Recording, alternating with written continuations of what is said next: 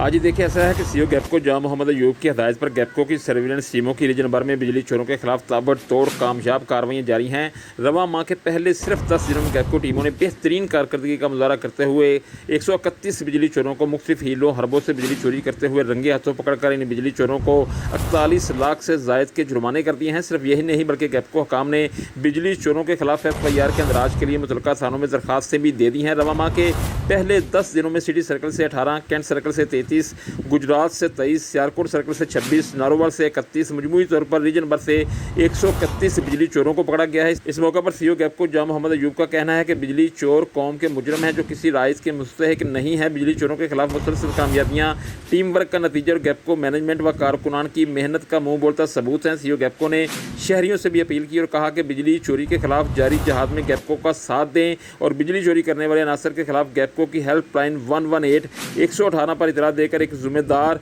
और मुहिब्बे वतन शहरी होने का सबूत दें।